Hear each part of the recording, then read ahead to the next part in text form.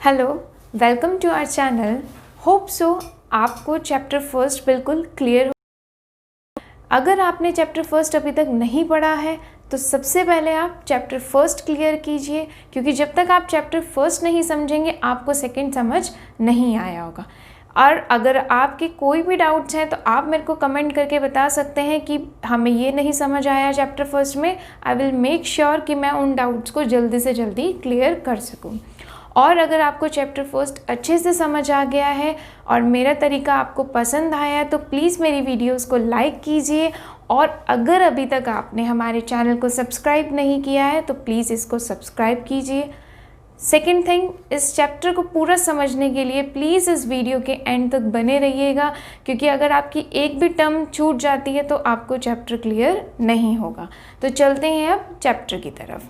देखिए, आपने chapter first में ये पढ़ा था कि रिसोर्स कैसे होते हैं, रिसोर्स लिमिटेड होते हैं, रिसोर्सेज के ऑल्टरनेटिव यूजेस होते हैं, जिस वजह से हमें इकोनॉमिक प्रॉब्लम अराइज होती है। तो ये चैप्टर भी उसी से रिलेटेड है कि इकोनॉमिक एक्टिविटीज़ हमें करनी पड़ती हैं, क्योंकि हमें इकोनॉमी में रहना है। उन इकोनॉमिक एक्टिविटीज़ को जब हम करते हैं तो हम फेस करते हैं कि resources are scarce, that means resources are limited, therefore we have to make a choice. इसलिए हमें चॉइस करनी पड़ती है। दैट मीन्स हमें रिसोर्सेज को इस तरीके से एलोकेट करना पड़ता है ताकि सोसाइटी की मैक्सिमम वांट्स फुलफिल हो सकें। ठीक है, तो जो एलोकेशन ऑफ रिसोर्सेज होता है कि रिसोर्सेज को किस तरीके से एलोकेट करना है, उसी से अराइज होती हैं हमारी सेंट्रल प्रॉब्लम्स। तो 3 सेंट्रल प्रॉब्लम्स होती हैं हर इकोनॉमी की, चाहे वो डेवलप्ड हो, अंडर डेवलप्ड हो या डेवलपिंग हो। सब इकोनॉमी को ये 3 प्रॉब्लम्स फेस करनी पड़ती है। सबसे पहली होती है व्हाट टू प्रोड्यूस, क्या प्रोड्यूस, हाउ टू प्रोड्यूस, कैसे प्रोड्यूस करें। Third is for whom to produce, किसके लिए प्रोड्यूस करें। तो सबसे पहले हम स्टार्ट करते हैं व्हाट टू प्रोड्यूस से। देखिए, व्हाट टू प्रोड्यूस, क्या प्रोड्यूस करें। हर इकोनॉमी को ये सोचना पड़ता है कि हम क्या प्रोड्यूस करें। इस प्रॉब्लम को हमने 2 पार्ट में डिवाइड कर दिया है, क्योंकि इसके अंदर होते हैं। First is what to produce, कि एक्चुअल में प्रोडक्शन क्या करना है। ठीक है, देखिए यहाँ पे 2 तरीके की चॉइस आ जाती है कि कंज्यूमर गुड्स का प्रोडक्शन करें या कैपिटल गुड्स का प्रोडक्शन करें। अब क्वेश्चन अराइज होता है कि what do you mean by consumer goods, capital goods. देखिए, कंज्यूमर गुड्स, कंज्यूमर गुड्स वो गुड्स होते हैं जो कि बिल्कुल रेडी होते हैं हमारी वांट्स को सेटिस्फाई करने के लिए, यानी कि उनमें अभी कोई और प्रोसेस नहीं होगा। That is bread, butter, jam, these are consumer goods, whereas capital goods are those goods which are used for further production. ऐसे goods जो कि आगे प्रोडक्शन करने के लिए सहायक होते हैं, जैसे कि मशीनरी, प्लांट, अलग अलग तरीके की मशीनरीज होती हैं जो फैक्ट्रीज में सेट होती हैं, उनकी हेल्प से प्रोडक्शन होता है। Those are known as capital goods. तो क्वेश्चन ये आता है कि भाई हम कंज्यूमर गुड्स का प्रोडक्शन करें या हम कैपिटल गुड्स का प्रोडक्शन करें। ये डिपेंड करता है इकोनॉमी की, इकोनॉमी चाहती क्या है। देखिए, अगर वो चाहती है कि हम सिर्फ प्रेजेंट कंजम्पशन हमारा अच्छा रहे, प्लस जो इकोनॉमी का स्टैंडर्ड ऑफ लिविंग है वो हाई रहे, ठीक है, बेसिकली सो वो लोग कंज्यूमर गुड्स पे ज़्यादा फोकस करते हैं। और जिन इकोनॉमीज़ के ये मेन फोकस होता है कि उनको फ्यूचर ग्रोथ करनी है, तो वो बेसिकली फोकस करते हैं कैपिटल गुड्स पे। ठीक है, तो this is your what to produce, कि क्या प्रोड्यूस आपको। Now second question in this problem is in what quantity. अब ये तो बात हमें समझ आ गई कि भाई हमें क्या गुड्स का प्रोडक्शन करना है। ठीक है भाई, कंज्यूमर गुड्स का करना है कि कैपिटल गुड्स का करना है। मे भी हो सकता है कि हम इस बीच भी कंफ्यूज्ड हो जाए कि वॉर चल रहा है अगर, तो उस टाइम पे वॉर गुड्स का प्रोडक्शन बढ़ाएं या फिर जो आपके नॉर्मल सिविल गुड्स होते हैं उनका प्रोडक्शन करें। अब बात आती है कि इन व्हाट क्वांटिटी। ये क्वेश्चन क्यों अराइज हुआ, आपको भी पता है, अभी हमने पढ़ा है दैट रिसोर्सेज आर लिमिटेड। ठीक है, resources are limited, resources limited है। अब आपके पास रिसोर्स लिमिटेड है, सपोज आपके पास अब 20 रुपीज़ हैं। ओके, यू हैव ₹20 और आप 5 स्टार चॉकलेट ले रहे हैं एक, और एक dairy milk, 5 rupees each, suppose it is basically assumption. और अगर आप ये लेते हैं तो ये भी 2 आती है, ये भी 2 आती है। अब सपोज़ अगर आप चाहते हैं कि मैं 5 स्टार ज़्यादा ख़रीदूँ, 5 स्टार का कंजम्पशन मैं बढ़ा दूँ, अगर ये 2 से अगर आप 3 करते हैं तो इट ऑब्वियस कि आपको यहाँ पे इसका कंजम्पशन कम करना पड़ेगा, बिकॉज जो आपके पास रिसोर्स है वो लिमिटेड है। तो इसलिए अगर हमें एक का प्रोडक्शन बढ़ाना होता है तो दूसरे का प्रोडक्शन हमें कम करना पड़ता है, या आप कंजम्पशन अगर आप अपने ऊपर लेते हैं, इनकम से रिलेट करते हैं, तो ये कंजम्पशन की बात आ जाती है। इसी तरीके से इकोनॉमी में जो भी अथॉरिटी है, जो भी प्रोडक्शन कर रहे हैं, उनको ये डिसाइड करना पड़ता है कि वो कंज्यूमर गुड्स का प्रोडक्शन बढ़ाएं या वो कैपिटल गुड्स का प्रोडक्शन बढ़ाएं। ठीक है, अगर वो कंज्यूमर गुड्स का प्रोडक्शन बढ़ाते हैं तो इट्स ऑब्वियस कि कैपिटल गुड्स का प्रोडक्शन कम हो जाएगा, और अगर वो कैपिटल गुड्स का प्रोडक्शन बढ़ाते हैं तो इट इज़ ऑब्वियस कि कंज्यूमर गुड्स का प्रोडक्शन कम हो जाएगा। तो ये थी आपकी first problem, that is what to produce, कि क्या प्रोड्यूस करना है, कौन से गुड्स प्रोड्यूस करने हैं और कितनी क्वांटिटी में प्रोड्यूस करने हैं। ये तो बात है सेंट्रल प्रॉब्लम की। अब इसी में एक टॉपिक और ऐड कर देते हैं कि इन सेंट्रल प्रॉब्लम्स का सॉल्यूशन अलग अलग इकोनॉमी में कैसे होता है। देखिए, आपने फर्स्ट चैप्टर में 3 इकोनॉमी पढ़ी थी। First is free economy, second is centrally planned economy, and third is mixed economy. देखिए, फ्री इकोनॉमी कौन सी होती है कि जहाँ पे सेंट्रल अथॉरिटी डिसाइड नहीं करती है, वो इंटरवेन नहीं करती है। यहाँ पे बेसिकली फ्री इकोनॉमिक फोर्सेस होती हैं, उनके अकॉर्डिंग सब कुछ डिसाइड होता है। ठीक है, तो फ्री इकोनॉमी में मार्केट फोर्सेस यानी कि प्रोड्यूसर्स फ्री होते हैं, उनकी मर्जी है वो जो गुड्स प्रोड्यूस करना चाहते हैं वो प्रोड्यूस कर सकते हैं। तो बेसिकली अगर कोई भी प्रोड्यूसर है तो वो क्या चाहेगा, वो ऐसे गुड्स का प्रोडक्शन करेगा जिससे उसको प्रॉफिट ज़्यादा हो। ठीक है, second is your centrally planned economy. Centrally planned economy में हर डिसीजन किसके द्वारा लिया जाता है, it is taken by the government, और you can say central authority जो भी वहाँ पे होती है। सो गवर्नमेंट का मेन मोटिव क्या होता है, आपने फर्स्ट चैप्टर में पढ़ा था कि सेंट्रली प्लान्ड इकोनॉमी का मेन मोटिव क्या होता है, सोशल वेलफेयर। तो ये लोग वो गुड्स प्रोड्यूस करेंगे ऐसी इकोनॉमी में, व्हाट टू प्रोड्यूस में ये लोग वो गुड्स प्रोड्यूस करेंगे which are useful for this society, जो कि सोसाइटी के लिए यूजफुल होंगे। अब बात करते हैं third economy, that is mixed economy. Mixed economy मैं आपको बीच बीच में जो भी आएगा पिछले चैप्टर का तो मैं आपको शॉर्ट में उसको रिवाइज कराती जाऊँगी। मिक्स्ड इकोनॉमी वो इकोनॉमी होती है जिसमें दोनों के फीचर्स होते हैं। दैट मीन्स कि यहाँ पे फ्री फोर्सेस वर्क करती हैं, that is market forces work करती हैं, बट गवर्नमेंट जो है वो इंटरवेन करती है टू चेक आउट एक बैलेंस बनाने के लिए कि प्रॉफिट मैक्सिमाइजेशन और सोशल वेलफेयर में एक बैलेंस बना रहे। तो ऐसी इकोनॉमीज़ में दोनों चीज़ें काम करती हैं, यानी कि प्रोड्यूसर्स फ्री होते हैं, वो जो गुड्स का प्रोडक्शन करना चाहते हैं वो करें, लेकिन गवर्नमेंट भी ऐसे गुड्स को प्रोडक्शन ज़रूर करती है जो कि सोसाइटी के लिए यूज़फुल होते हैं। ये था आपका what to produce. Second is how to produce. अब पहले हमने पढ़ा व्हाट टू प्रोड्यूस, कैसे प्रोड्यूस करें। Second is how to produce, गलत हो गया, चलन मैं काट दूंगी। Second is how to produce. पहले हमने पढ़ा क्या प्रोड्यूस करें, सेकेंड है हाउ टू प्रोड्यूस, कैसे प्रोड्यूस करें। बेसिकली ये प्रॉब्लम होती है कि जो आप प्रोडक्शन की जो आपकी टेक्निक है उसमें आपको चॉइस करनी पड़े। आप इस तरीके की टेक्निक यूज़ करेंगे जो कि रिसोर्सेज का एफिशिएंट यूज़ करे, यानी कि मिनिमम वेस्टेज ऑफ रिसोर्सेज हो। सो दो टाइप की टेक्निक्स होती हैं। देखिए, एक होती है LIT labour intensive technique, second होती है CIT capital intensive technique. Labour intensive technique आपको नेम से ही समझ आ रहा है कि जहाँ पे लेबर का यूज़ ज़्यादा हो और कैपिटल का यूज़ कम हो।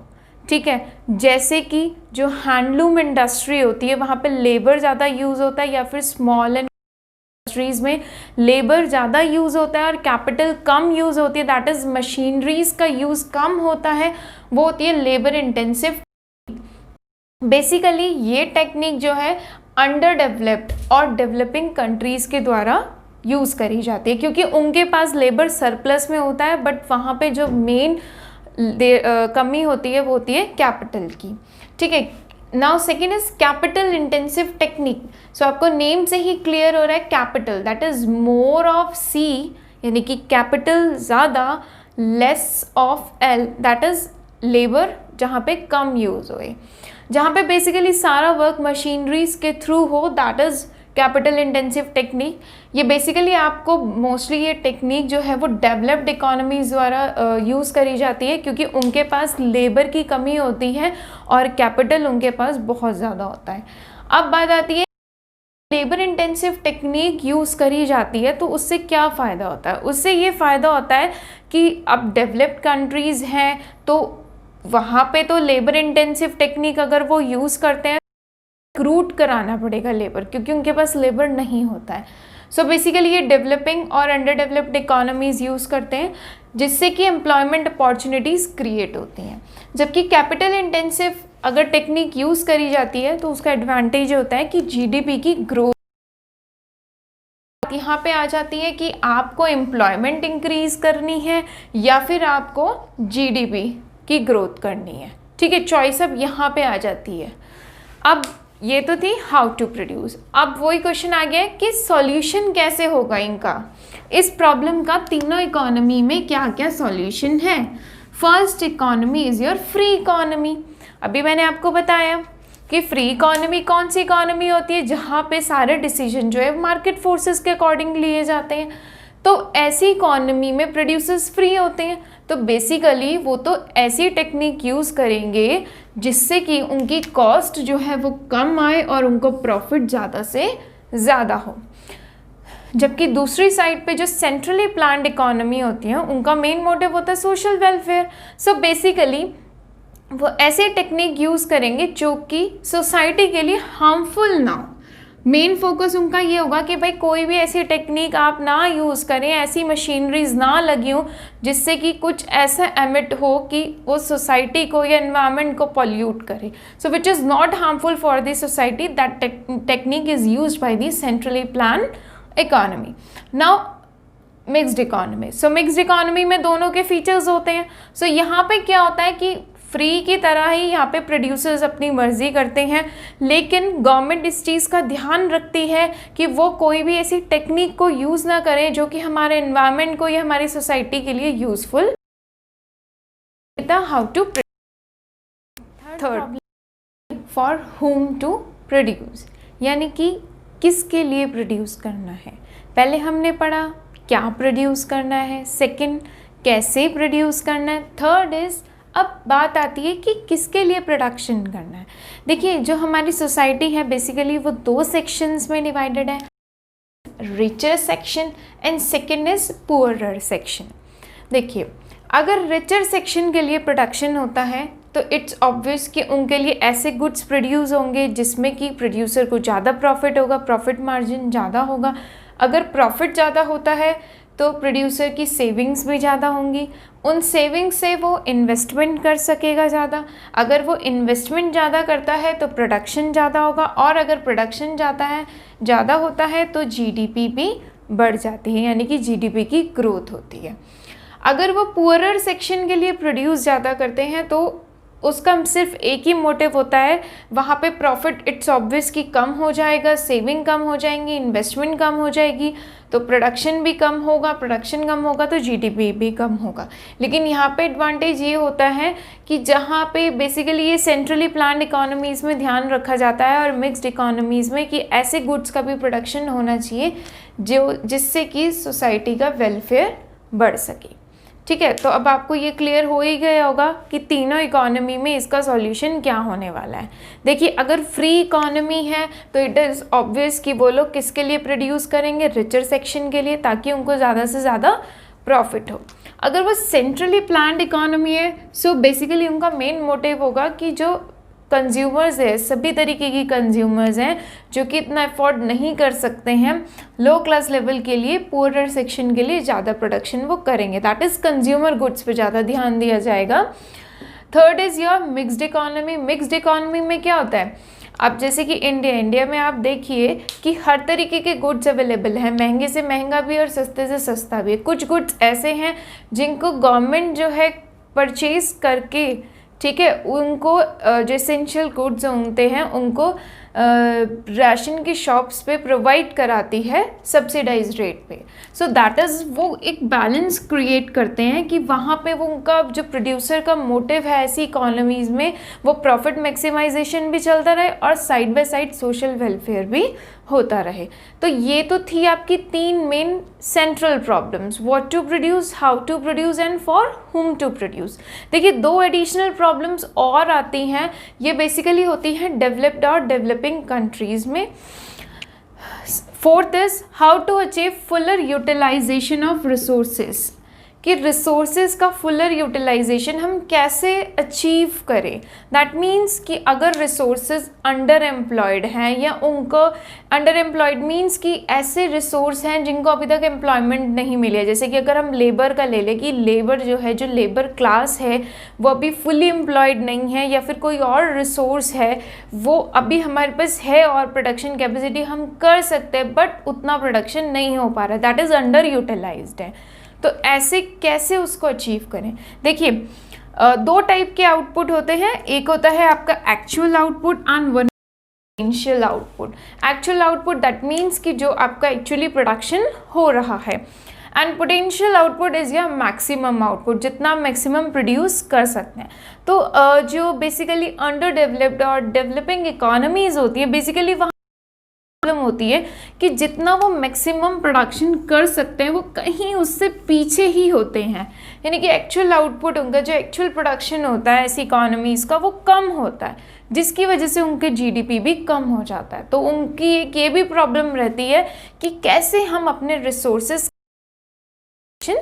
कर सकें। ठीक है, नेक्स्ट है आपकी 5th problem, how to achieve growth of resources, कि रिसोर्सेज की ग्रोथ कैसे हो। देखिए कुछ रिसोर्सेज ऐसे होते हैं जो अनटैप्ड होते हैं, यानी कि जिनको अभी तक डिस्कवर ही नहीं करा गया है, या फिर ऐसे कुछ रिसोर्सेज हैं कि डिस्कवर करने के लिए देखिए कैपिटल, अब जो अंडर डेवलप्ड और डेवलपिंग इकोनॉमीज होती है वहाँ पे तो कैपिटल की बेसिकली कमी होती है। इसी वजह से कुछ रिसोर्सेज ऐसे होते हैं अनटैप्ड रह जाते हैं, यानी कि जिनको डिस्कवर नहीं किया जा सकता या फिर नहीं कर पाते क्योंकि उनके पास टेक्नोलॉजी की कमी होती है। तो जिसकी वजह से जितना वो प्रोडक्शन कर सकते हैं और वो प्रोडक्शन नहीं हो पाता है, और उसकी वजह से फिर से वही प्रॉब्लम कि हमारा जीडीपी जो है कम रहता है, यानी कि रिसोर्सेज की ग्रोथ नहीं हो पाती है। तो ये थी आपकी 5 सेंट्रल प्रॉब्लम्स। बेसिकली 3 प्रॉब्लम्स जो है वो आपको हर इकोनॉमी में मिलेगी, लेकिन ये 4th एंड 5th आपको बेसिकली डेवलपिंग डेवलप्ड इकोनॉमीज में मिलेगी। Now move on next topic. तो हमारा नेक्स्ट टॉपिक है अपॉर्चुनिटी। देखिए आपने बहुत बार सुना होगा कि इस प्रोजेक्ट की इकोनॉमिक कॉस्ट क्या है। तो इकोनॉमिक कॉस्ट क्या होती है, हमारी अपॉर्चुनिटी कॉस्ट। अपॉर्चुनिटी कॉस्ट का मतलब होता है cost of next best alternative foregone, यानी कि जो आपने ऑल्टरनेटिव छोड़ा है उसकी कॉस्ट क्या है। जैसे कि सपोज़ आप कहीं पे जॉब कर रहे हैं और आपको सैलरी मिल रही है 40,000 रुपीज़। नाउ अब आपके पास 2 ऑफ़र और आते हैं, एक आता है 30,000 का और एक आता है 25,000 का। तो इट्स ऑब्वियस कि आप 40 करेंगे तो 40,000 कर रहे हैं। Suppose you are a manager in any bank, तो बैंक इन अ मैनेजर की जो कॉस्ट अपॉर्चुनिटी कॉस्ट है दैट इज़ योर 30,000। ने उस जो आप काम कर रहे हैं उस काम को करने के लिए आपने कौन सी कॉस्ट को फॉरगॉन करा है, कौन सी कॉस्ट आपने छोड़ी है, ऐसी कौन सी गुड्स और सर्विसेज को आपने छोड़ा है इस काम को करने के लिए। एक और एग्जांपल लेते हैं। सपोज़ आपके पास 30,000 है और आपकी मदर ने आपको 2 ऑप्शन दी हैं कि आप या तो अपने रूम के लिए एक एलईडी ले लीजिए या फिर आप अपने लिए एक लैपटॉप ले लीजिए। तो अब आप दोनों चीज़ें तो नहीं ले सकते, ठीक है। अब आप सपोज़ आप लैपटॉप खरीदते हैं, so what is the opportunity cost of having a laptop? It is the cost of LED that is for आपको सेटिस्फैक्शन मिलने वाली थी, अगर हम सेटिस्फैक्शन के टर्म्स में देखें तो एलईडी से जो हमें सेटिस्फैक्शन मिलने वाली थी उसको छोड़ के जो हमने लैपटॉप लेने का सोचा है, ठीक है, उसको छोड़ के जो हमने वो कॉस्ट हमारी फॉरगॉन हुई है वो हमारी लैपटॉप की अपॉर्चुनिटी कॉस्ट है। So it is the cost of second best alternative. आप ये भी कह सकते हैं जो सेकेंड बेस्ट ऑल्टरनेटिव होता है उसकी जो कॉस्ट होती है that is your opportunity cost, ठीक है। अपॉर्चुनिटी कॉस्ट आपकी इसके अंदर एक सिंपल अपॉर्चुनिटी कॉस्ट होती है और एक इसका टाइप होता है मार्जिनल अपॉर्चुनिटी कॉस्ट। तो मार्जिनल अपॉर्चुनिटी कॉस्ट जो होती है दैट इज MOC, इसका दूसरा नाम होता है मार्जिनल रेट ऑफ ट्रांसफॉर्मेशन, ठीक है। मीनिंग होता है change in loss upon change in gain, यानी कि अगर आप दो गुड्स प्रोड्यूस कर रहे हैं, देखिए इकोनॉमी में रिसोर्सेज लिमिटेड हैं, ठीक है, तो अगर आप एक का प्रोडक्शन इंक्रीज करेंगे सो इट इज़ ऑब्वियस कि आपको दूसरे गुड का प्रोडक्शन कम करना पड़ेगा, ठीक है। तो दूसरे गुड का जो आप प्रोडक्शन बढ़ाना चाह रहे हैं तो उसकी एक यूनिट को बढ़ाने के लिए आप कितनी यूनिट्स को सेक्रीफाइस कर रहे हैं, that is known as marginal opportunity cost, ठीक है। So it is the ratio between the loss occurred, ठीक है, and the gain you have received, ठीक है। जैसे कि इसको एक एग्जाम्पल से समझेंगे, बेसिकली आपको मतलब समझ आ गया होगा मार्जिनल अपॉर्चुनिटी कॉस्ट का मतलब क्या होता है कि जब हम किसी भी आपको एक का प्रोडक्शन बढ़ाना है, जैसे एग्जाम्पल से समझ लीजिए दो गुड्स हैं, सपोज एक गुड X है और एक गुड Y है, ठीक है। सपोज आपने सारे रिसोर्सेज गुड Y के प्रोडक्शन में लगा दिए तो वो कितना हो गया, सपोज वो उसकी 21 यूनिट्स प्रोड्यूस हो रही है और X का प्रोडक्शन हो गया 0, ठीक है। अब हम देखिए आपको ये पता है कि जो रिसोर्सेज हैं वो इक्वली एफिशिएंट नहीं होते। सपोज एक पर्सन इस कंपनी में काम करता है गुड वाई की प्रोडक्शन में, सपोज वो इंजीनियर है किसी एक स्पेशलाइजेशन सपोज किसी मशीनरी का इंजीनियर है और वो यहाँ पे वर्क करता है गुड वाई के प्रोडक्शन और किसी रीज़न की वजह से वो कंपनी बंद हो जाती है और वो किसी कंज्यूमर गुड की फैक्ट्री में या इंडस्ट्री में ट्रांसफ़र हो जाता है, तो उसकी एफिशिएंसी तो यहाँ पे थी लेकिन उसको ट्रांसफ़र कहाँ कर दिया गया, यहाँ पे उसको ट्रांसफ़र होना पड़ा, तो उसकी जो एफिशिएंसी है वो रिड्यूस हो गई। ये तो आपको क्लियर हो गया होगा, ठीक है। एफिशिएंसी रिड्यूस हो जाती है, इसी वजह से उसकी जो कैपेबिलिटी होती है, जो प्रोडक्टिविटी होती है वो कम होती चली जाती है। देखेंगे इसके साथ कैसे कि जैसे सपोज इकोनॉमी ने सारे रिसोर्सेज यहाँ पे लगा दिए गुड वाई के प्रोडक्शन में, तो 21 यूनिट्स प्रोड्यूस हो रही हैं और एक्स का प्रोडक्शन हो गया 0। अब एक्स की एक यूनिट को इंक्रीज करने के लिए गुड वाई का जो प्रोडक्शन है वो 1 यूनिट से कम हो गया, दैट इज़ आपकी मार्जिनल अपॉर्चुनिटी कॉस्ट क्या है 1:1, यानी कि एक्स की एक यूनिट को बढ़ाने के लिए वाई की हमें कितनी यूनिट सेक्रीफाइस करनी पड़ी, 1 यूनिट, ठीक है। इसी तरीके से हमने फिर से एक्स का प्रोडक्शन बढ़ाना चाहा तो अब की बार क्या हुआ है कि कितनी यूनिट्स का सेक्रीफाइस हुआ है, देखिए 20 से 18 हो गया, दैट इज़ 2 यूनिट्स, यानी कि 1 यूनिट को प्रोड्यूस करने के लिए अब हमें कितने रिसोर्सेज को यहाँ पे कितने प्रोडक्शन कम हो गया इसका 2 यूनिट्स का। तो बेसिकली ये जो है MOC इंक्रीज होता हुआ आपको नज़र आ रहा होगा यहाँ पे। तो ये कहना चाहता है कि x की एक यूनिट को बढ़ाने के लिए हमारी जो y की यूनिट्स हैं वो इंक्रीज होती जा रही हैं। इसके पीछे रीज़न यही है कि जो रिसोर्सेज हैं वो इक्वली एफिशिएंट नहीं होते हैं, तो जब वो इसके प्रोडक्शन से इधर शिफ्ट होते हैं तो उनकी एफिशिएंसी रिड्यूस होती चली जाती है, ठीक है। वो 1 बाय 1 उनकी एफिशिएंसी रिड्यूस हो जाती है, इसलिए जो आपका मार्जिनल अपॉर्चुनिटी कॉस्ट है वो इंक्रीज होने लगती है। सो मार्जिनल अपॉर्चुनिटी कॉस्ट कि एक यूनिट को इंक्रीज करने के लिए हम y की x की एक यूनिट को इंक्रीज करने के लिए हम y की कितनी यूनिट्स को सेक्रीफाइस कर रहे हैं, that is your marginal opportunity cost.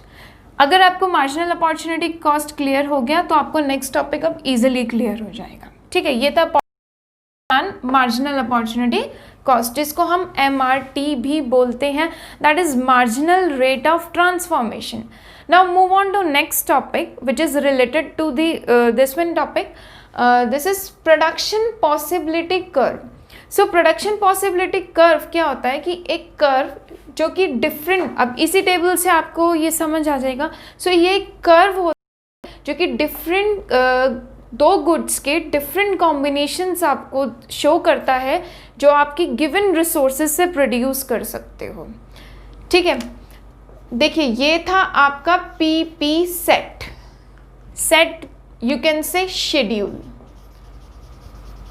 Tabular form में. अगर ये टेबुलर फॉर्म में आपको दो गुड्स के ऐसे कॉम्बिनेशंस दिखा रहे हैं जो कि आपके पास रिसोर्सेज गिवन है, लिमिटेड रिसोर्सेज है, उन रिसोर्सेज को यूज़ करते हुए आप दो गुड्स के कितने पॉसिबल कॉम्बिनेशंस बना सकते हैं, उसका अगर आप एक सेट दिखाते हैं दैट इज़, तो उसको हम बोलेंगे PP schedule, that is PP set और you can say PP schedule. लेकिन इसी शेड्यूल को जब आप ग्राफिकली रिप्रेजेंट करते हैं इस तरीके से, तो ये बन जाता है आपका PPC.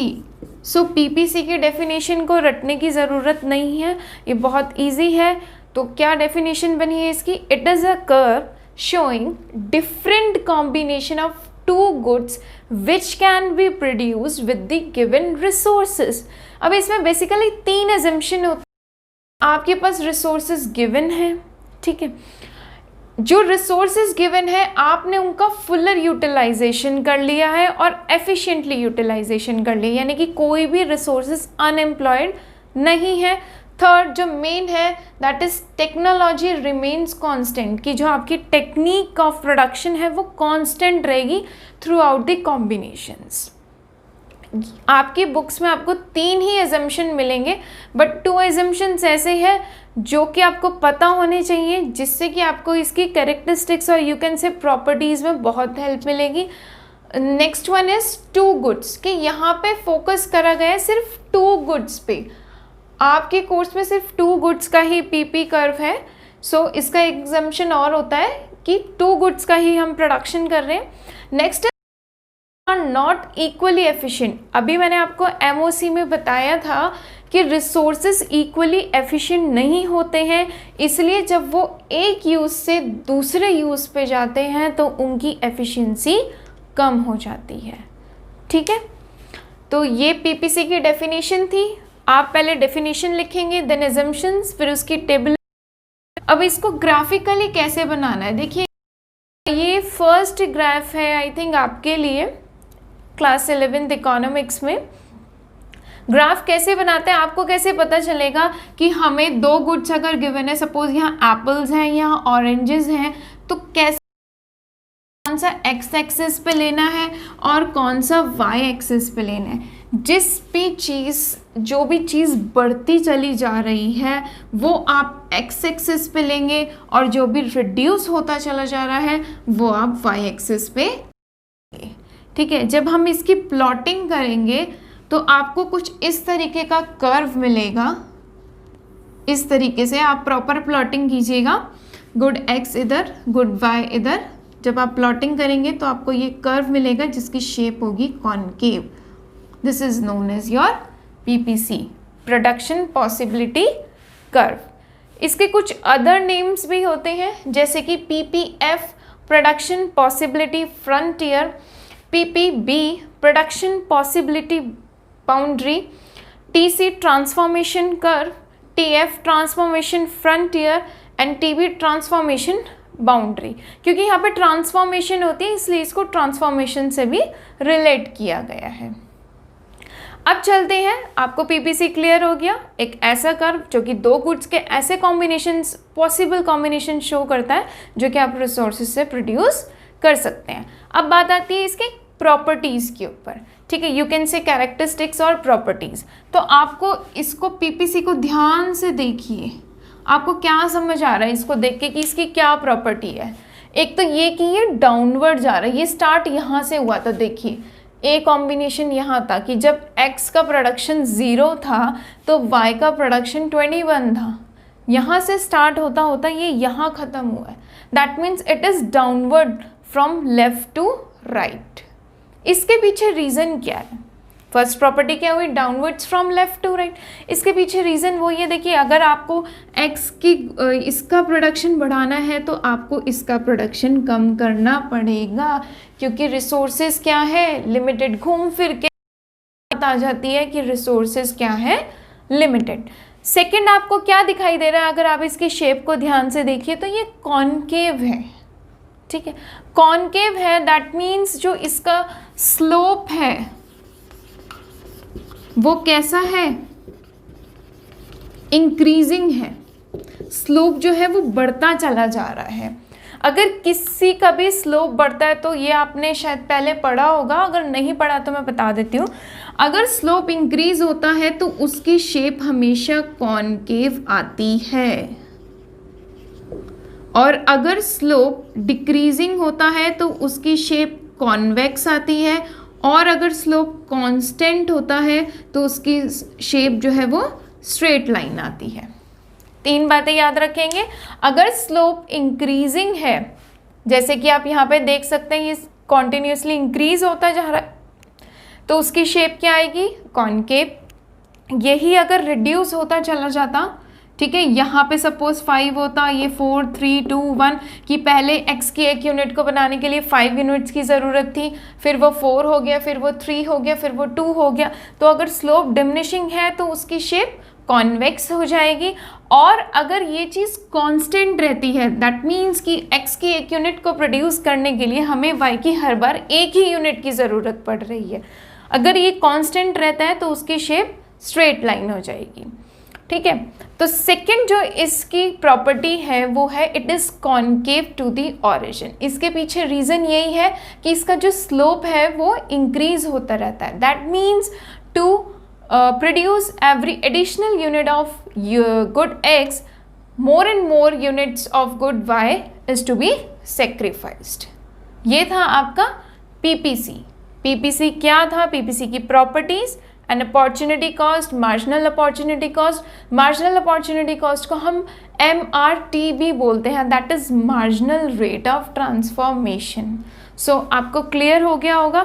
देखिए कंफ्यूज्ड मत होइएगा अपॉर्चुनिटी कॉस्ट में और मार्जिनल अपॉर्चुनिटी कॉस्ट में। मार्जिनल अपॉर्चुनिटी कॉस्ट आपको एक रेशियो बताता है, एक रेट बताता है कि किस रेट से हम सेक्रीफाइस कर रहे हैं एक गुड वाई की यूनिट्स को एक्स की यूनिट्स को प्रोड्यूस करने के लिए। बट अपॉर्चुनिटी कॉस्ट आपको सिंपली कॉस्ट बताता है कि आपको सेकंड बेस्ट जो आपने ऑल्टरनेटिव छोड़ा है उसकी कॉस्ट क्या थी, ठीक है। चलते हैं हम नेक्स्ट टॉपिक कि पीपीसी का क्या मतलब होता है, ठीक है। तो पीपीसी बेसिकली आपको शो करता है कि आप मैक्सिमम प्रोडक्शन कितना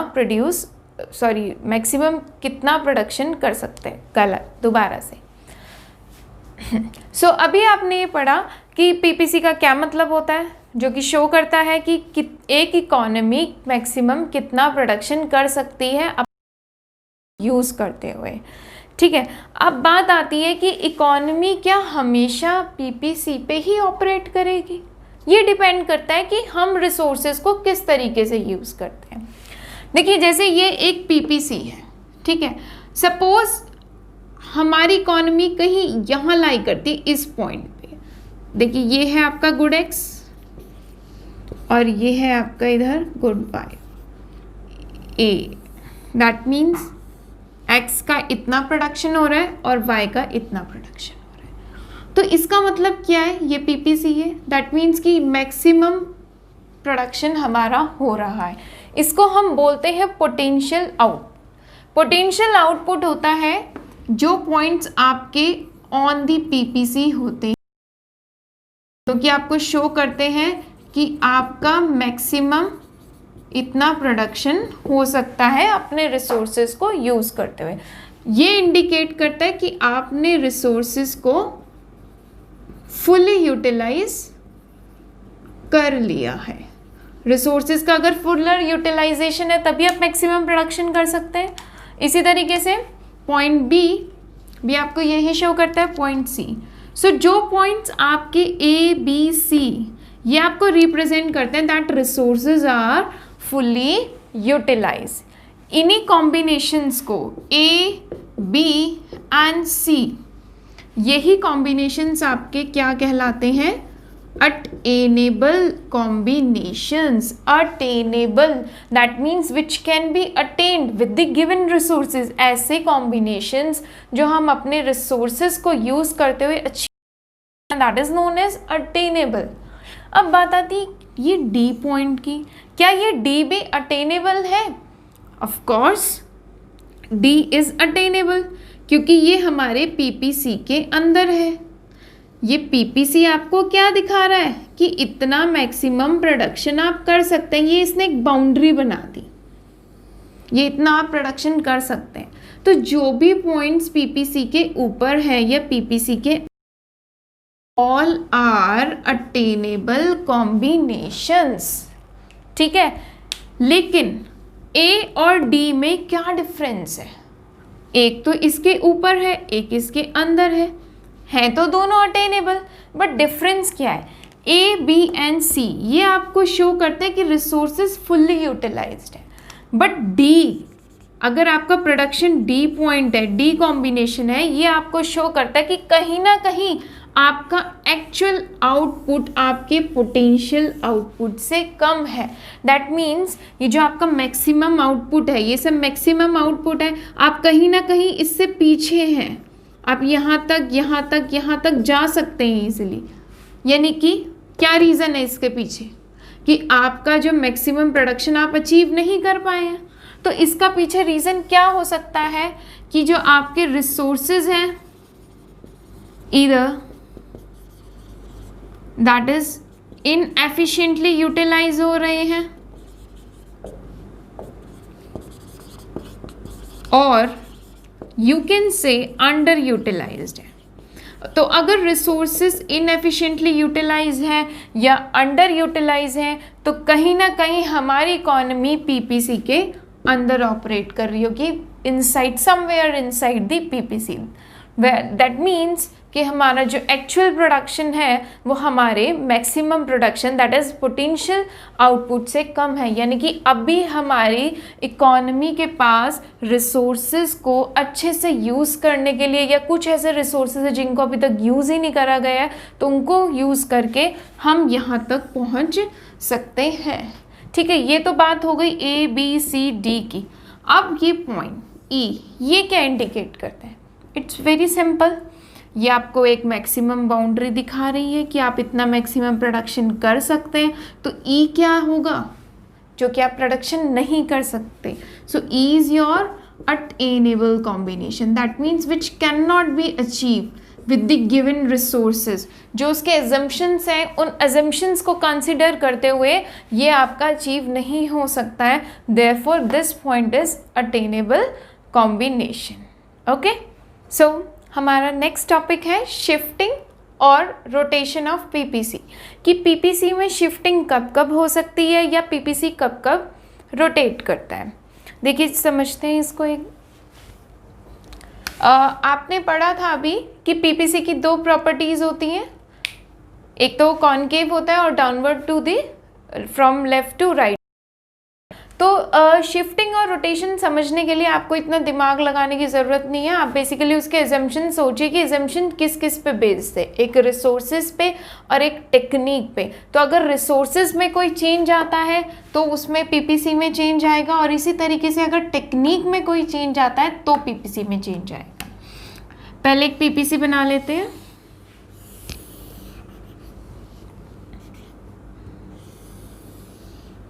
This is your PPC.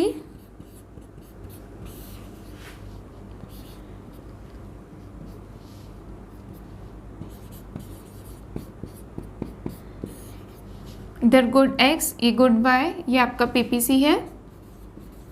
Suppose इसको मैं नेम दे देती हूँ AB. ठीक है. अब फर्स्ट पॉइंट है आपका चेंज इन रिसोर्सेज. अगर रिसोर्सेज में चेंज होता है तो पीपीसी पे क्या फ़र्क पड़ेगा? देखिए, रिसोर्सेज में चेंज किस तरीके से होगा? आइदर रिसोर्सेज इंक्रीज होंगे या रिसोर्सेज डिक्रीज होंगे. तो अगर रिसोर्सेज इंक्रीज हो जाते हैं, इकोनॉमी अगर ऐसे डेवलप कर लेती है और रिसोर्सेज, ठीक है, किसी तरीके से उनकी ग्रोथ हो जाती है, तो इट्स ऑब्वियस कि गुड एक्स का भी प्रोडक्शन बढ़ जाएगा और गुड वाई का भी प्रोडक्शन बढ़ जाएगा। तो पीपीसी जो है आपका शिफ्ट हो जाएगा। देखिए शिफ्टिंग तब होती है जब दोनों एक्सिस की तरफ आपका चेंज आएगा तो शिफ्टिंग होएगी। ये आपका इस तरीके से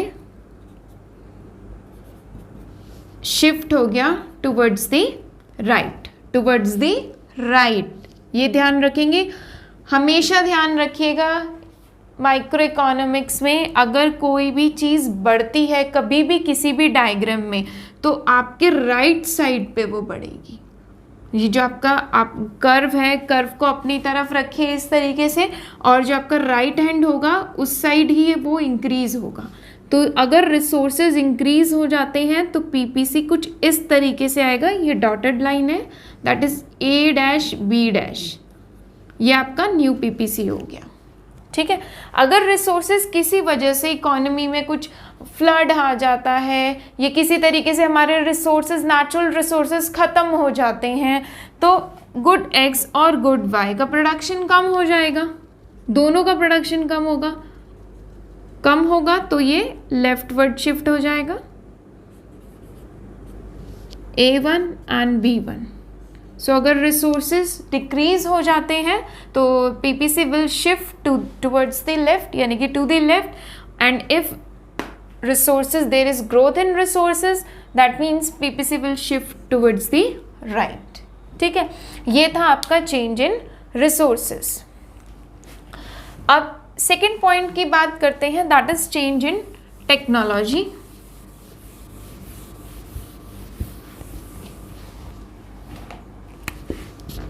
एक PPC बना लेते हैं।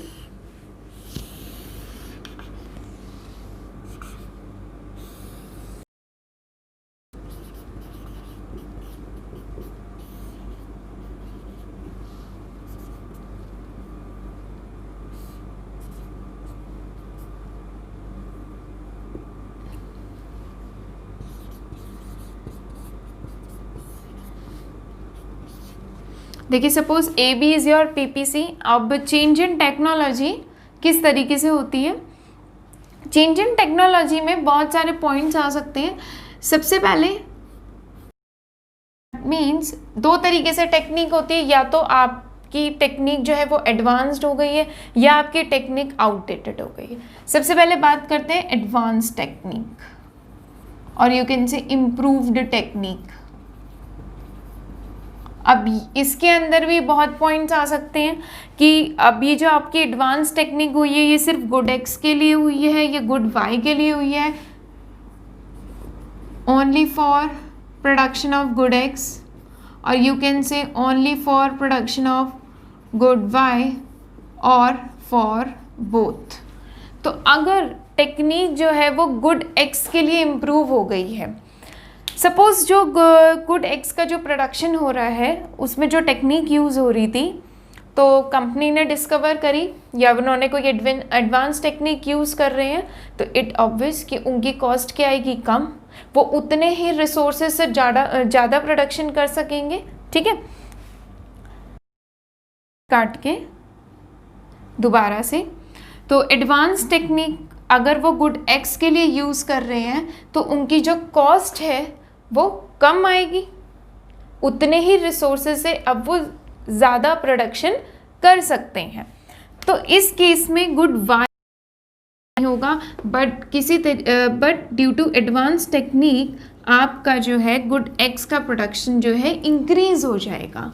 तो यहाँ पे शिफ्टिंग नहीं होगी क्योंकि इसमें चेंज नहीं हुआ है, लेकिन इसका प्रोडक्शन आपका बढ़ जाएगा। देखिए मैंने आपको अभी बताया है कि अगर किसी भी चीज़ में इंक्रीमेंट होता है तो वो राइट साइड होएगा। तो ये इंक्रीमेंट इधर हुआ, बट यहाँ पे कोई इंक्रीमेंट नहीं हुआ क्योंकि इसकी टेक्निक वही थी तो इसका प्रोडक्शन नहीं बढ़ सका गुड वाई का। तो ये क्या हुआ, रोटेशन हुआ है, रोटेशन। ठीक है, टू दी किधर हुआ है रोटेशन, राइट, टुवर्ड्स कौन से एक्सिस की तरफ हुआ है, x axis. So rotation rotates to the right towards x axis। ठीक है। इसी तरीके से अगर अब मैं बोलूं, सेकंड पॉइंट लेते हैं कि एडवांस टेक्निक हुई गुड वाई के लिए। If the company is using advance technique for the production of good Y, तो गुड वाई का प्रोडक्शन इंक्रीज हो जाएगा, बट गुड एक्स के प्रोडक्शन पे कोई फर्क नहीं पड़ेगा। तो ये कुछ इस तरीके से होगा। That means rotates to the right, right ही रहेगा, जब भी इंक्रीमेंट होगा तो राइट होगा, बट टुवर्ड्स वाई एक्सिस। तो यहाँ पे एक्सिस चेंज हो जाएगा, एक्स की जगह क्या हो जाएगा, वाई एक्सिस। अब बात करते हैं बोथ गुड्स के लिए। देखिए, अगर दोनों गुड्स के प्रोडक्शन की टेक्निक को इम्प्रूव कर दिया जाए, एडवांस टेक्निक यूज़ कर दी जाए, तो उसी रिसोर्सेज को यूज़ करके दोनों का प्रोडक्शन जो है वो इंक्रीज हो जाएगा। तो पीपीसी दोनों में चेंज आएगा, दैट मीन्स शिफ्ट। तो दोनों में शिफ्ट होगा, शिफ्ट टू दी राइट। ठीक है, ये था आपका एडवांस टेक्निक। इसी तरीके से सेकेंड पॉइंट आपका बनता है, if you are using backward technique. अब इसमें भी 3 पॉइंट्स आते हैं, for good X, for good Y और फॉर बोथ। तो देख लेंगे इसको भी। अगर आप बैकवर्ड टेक्निक यूज़ कर रहे हैं गुड एक्स के लिए, इकोनॉमी में गुड एक्स के लिए बैकवर्ड टेक्निक यूज़ हो रही है, तो क्या होगा कि एक्स का प्रोडक्शन जो है वो कम हो जाएगा, बट वाई के प्रोडक्शन पे कोई फ़र्क नहीं पड़ेगा। तो ये कुछ इस तरीके से होगा रोटेशन। तो रोटेट्स है कि अगर इंक्रीमेंट होगा तो राइट साइड, और अगर कम होगा तो left side. Rotates to the left, but किस एक्सिस की तरफ, एक्स एक्सिस की तरफ, सो टुवर्ड्स एक्स एक्सिस। इसी तरीके से अगर y की टेक्निक बैकवर्ड हो जाती है तो y का प्रोडक्शन कम हो जाएगा, बट x के प्रोडक्शन पे कोई फर्क नहीं पड़ेगा। तो आप क्या कहेंगे, that PPC will rotates to the left towards y axis. लेकिन अगर आप बैकवर्ड टेक्निक यूज कर रहे हैं दोनों गुड्स के लिए, तो क्या होगा, तो दोनों का प्रोडक्शन जो है वो कम हो जाएगा, so it will shifts to the left. तो शिफ्टिंग तब होती है जब दो में चेंज आता है, दोनों एक्सिस की तरफ चेंज होता है, तब शिफ्टिंग होती है। और रोटेशन होता है जब एक एक्सिस की तरफ चेंज आता है, यानी कि एक गुड के प्रोडक्शन में चेंज होता है। तो ये था shifting and rotation of PPC. Now move on to next topic. So अब हमारा नेक्स्ट टॉपिक है PPC and central problem. Central problems आप ऑलरेडी पढ़ चुके हैं, what to produce, how to produce and for whom to produce. अब PPC की help से हम इन प्रॉब्लम्स को वन बाय वन समझते हैं। सबसे पहले आती है व्हाट टू प्रोड्यूस। ठीक है, व्हाट टू प्रोड्यूस में हमने बेसिकली क्या पढ़ा था कि रिसोर्सेज लिमिटेड है, तो अगर हमें एक का प्रोडक्शन बढ़ाना होता है तो दूसरे का कम करना पड़ता है। तो ये पीपीसी से आप कैसे शो करेंगे, सपोज अगर आप सी कॉम्बिनेशन प्रोड्यूस कर रहे हैं तो प्रोडक्शन इतना है OM, और गुड Y का प्रोडक्शन है ON। अब अगर आप गुड X का प्रोडक्शन बढ़ाना चाहते हैं, सपोज आप M से B तक आना चाहते हैं, तो यहाँ पे आने के लिए आप नोटिस करेंगे क्या हुआ है, इस पॉइंट पे Y का प्रोडक्शन बिल्कुल निल हो गया है। या अगर आप C से D पे जाते हैं तो आप देखिए X का प्रोडक्शन OM से M1 हो गया है, और N का प्रोडक्शन ON से रिड्यूस 1 हो गया है। दैट मीन्स यहाँ पे आपको ये क्या हुआ है, गेन, और इधर क्या हुआ है, ये लॉस। ये आपका इतना गेन हुआ है, ये लॉस हुआ है।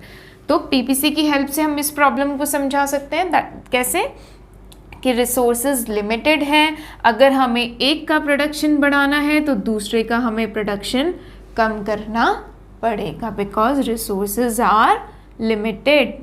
ठीक है, प्लस हमें ये शो करता है कि हमारा मैक्सिमम प्रोडक्शन कितना हो सकता है। अगर हम सारे रिसोर्सेज गुड वाई पे लगा देते हैं तो मैक्सिमम प्रोडक्शन होगा गुड वाई का ओ है, उस टाइम एक्स का 0 हो जाएगा। और अगर हम सारे रिसोर्सेज तो उसका कितना प्रोडक्शन होगा, ओ बी, और वाई का हो जाएगा 0। This is your what to produce. Now second problem is your how to produce. तो हाउ टू प्रोड्यूस में आपने क्या पढ़ा था कि हम कैसे प्रोड्यूस करें, कि हमारी जो टेक्निक है वो कौन सी होनी चाहिए, that is choice of technique of production. आप लेबर इंटेंसिव लेते हैं या फिर आप कैपिटल इंटेंसिव टेक्निक को यूज़ कर रहे हैं। अब पीपीसी की हेल्प से हम इसको कैसे समझाएंगे, let me complete it.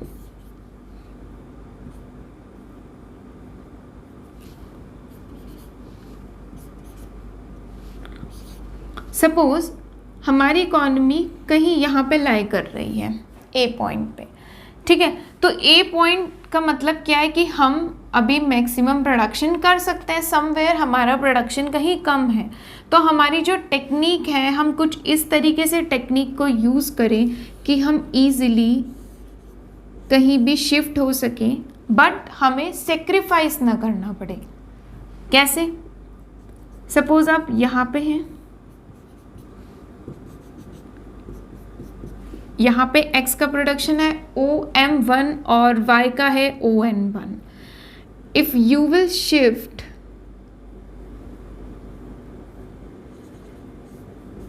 To the D point, so you will notice कि x का प्रोडक्शन इंक्रीज हो गया है, बट y के प्रोडक्शन पे कोई फर्क नहीं पड़ा है। So this is how the economy can use the technique of production efficiently। कैसे वो अपनी टेक्निक को efficiently यूज़ करते हैं, जिससे कि कैसे यूज़ करें, जिससे कि हम एक गुड का प्रोडक्शन ईजिली बढ़ा सकें without sacrificing the production of other good. हम ईजिली उसके प्रोडक्शन को इंक्रीज कर सके और दूसरे प्रोडक्शन में कोई फर्क ना पड़े।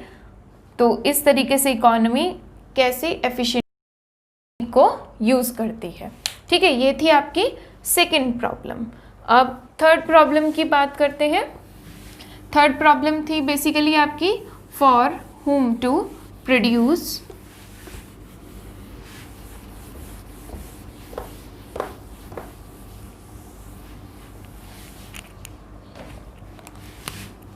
Third is your for whom to produce।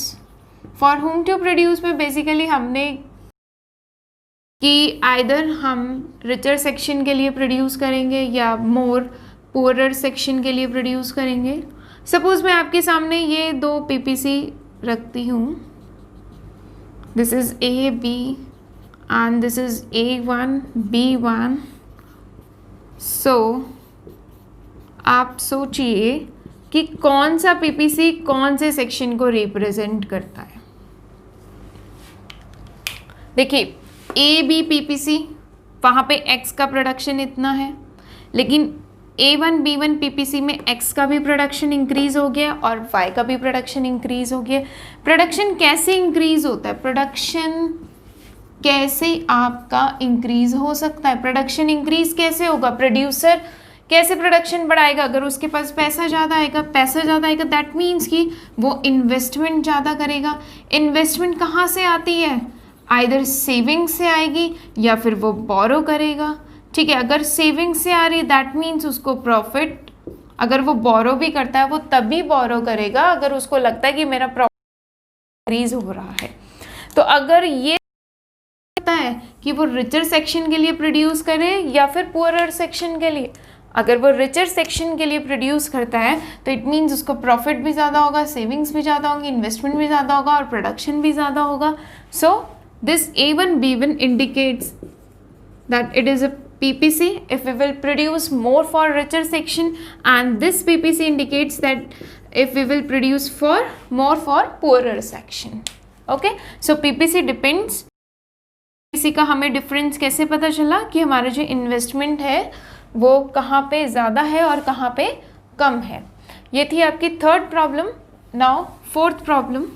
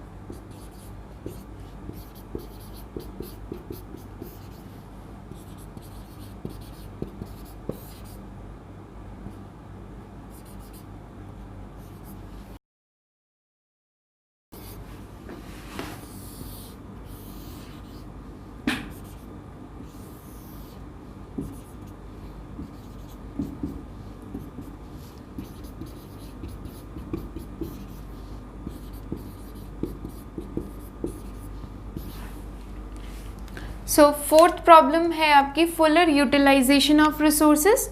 Fuller utilisation of resources basically क्या होता है कि अगर आपके रिसोर्सेज आइदर अंडर यूटिलाइज्ड हैं या इनएफिशिएंटली यूटिलाइज हैं तो आप क्या करें ताकि आपके रिसोर्सेज जो हैं वो फुली यूटिलाइज हो जाए. तो पीपीसीसी हम इस प्रॉब्लम को कैसे दिखा सकते हैं. सपोज अगर हमारी इकोनॉमी यहाँ पे है सी पॉइंट पे, दैट मीन्स हमारा जो एक्चुअल आउटपुट है, ये मैं आपको पहले भी बहुत बार बता चुकी हूँ अभी पहले, कि actual output is somewhere less than the potential output. That means हम सी से ए या बी या किसी भी पॉइंट पे इजीली जा सकते हैं. तो इसके पीछे रीज़न क्या है कि या तो इनएफिशिएंट यूटिलाइजेशन हो रहा है या फिर अंडर यूटिलाइजेशन हो रहा है. तो इस तरीके से हम इसको शो कर सकते हैं. Now fifth problem is your growth of resources. Growth of resources अभी आपने पहले पढ़ा है कि अगर रिसोर्सेज की ग्रोथ हो जाती है तो PPC will shift to the rightward, और किसी तरीके से अगर रिसोर्सेज कम हो जाते हैं इकोनॉमी में then PPC will shift to the leftward.